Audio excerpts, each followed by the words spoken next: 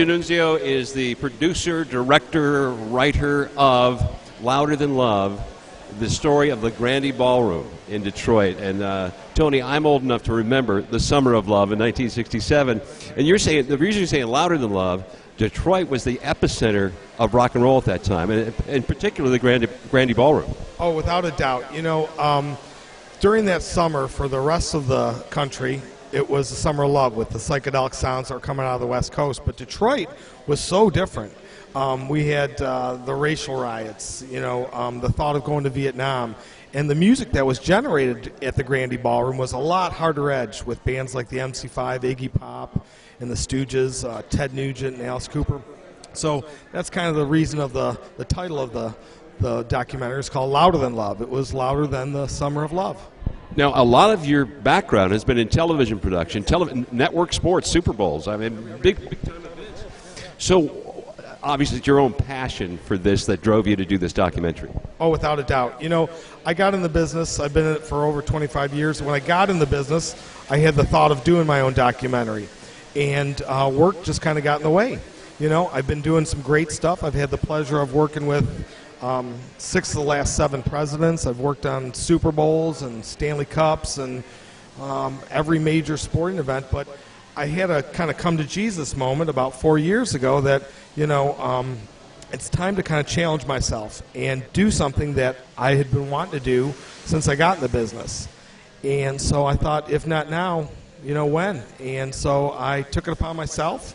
The whole project has been kind of self-funded and independently produced. The stuff I do for a daily, you know, broadcast is you know, national network television. But this was something I just felt in my heart that I had to do.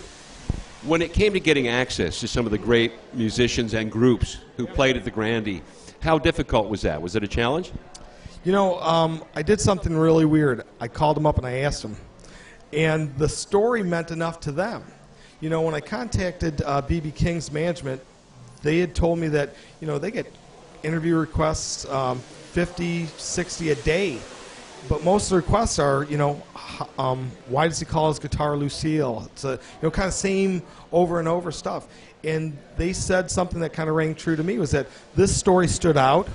It made an impression on his life, and I think that's what the Grande Ballroom was all about. It made an impression on a lot of musicians' lives. It made an impression on some of the artists, and the Detroit music also kind of carried through to current artists like Slash and some of the other artists that weren't at the Grande. So, what year did it shut down? The Grande Ballroom, as the Rock Palace, opened in '66 and closed in the cusp of '71, '72 on New Year's Eve. So it was only, you know, 6 short years. It's a little blip in the history books, but you know, during that time we had the first American tour of Led Zeppelin. The first time Tommy was played by The Who. MC5 recorded their albums there. You know, it was monumental in the history of rock and roll. You know, a lot of great bands came through there, and there were a lot of them were on their first American tour. So it was the beginning of concerts as we know it today. That full media effect with the lights and the poster art and the big sounds, you know.